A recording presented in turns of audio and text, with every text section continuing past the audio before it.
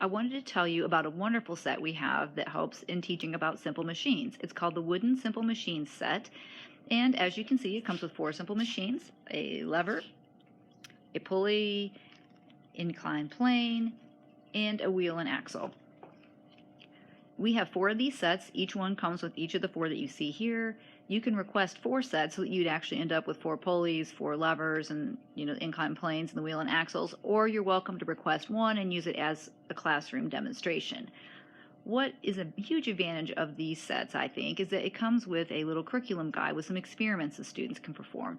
So, like for example, with the lever, the students will see, yeah, it's a lever, they understand what a lever is, but the experiments allow them to understand the true mechanical advantage of a lever. They can not only see it, they can measure it. So I'm going to highlight a little bit about the lever and the pulley just to show you some really basic experiments that you can do with those, and know that there's also some great experiments for the wheel and axle and the inclined plane. The Simple Machines set comes with experiment guides for each of the 4 different simple machines. They're really well done. They kind of show different experiments. Most of the guides, I'd say, are geared to middle school, but certainly every activity in there, you could do portions of it, or just maybe less terminology, and easily make it so that an elementary school student could relate to it. I'm going to start by talking about the levers. This is an example of the activity. You can see you could photocopy the sheet and provide it to your students, and there's also a nice teacher answer guide in there. I just was going to show you a little bit about one of the projects they suggest you do with the lever.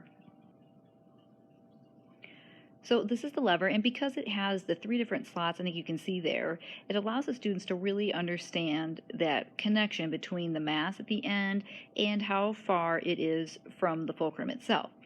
So you can actually measure it if you wanted to using spring balance, but for most of the experiments, they actually just suggest you let the kids make an observation. So, you have the child feel the weight here. Then you have the child shift it, and just physically say, was it easier or harder as the closer it got to the fulcrum?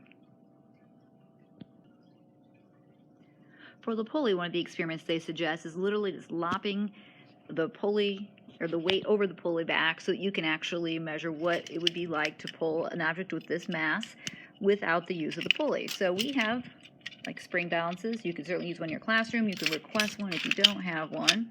You just loop it on.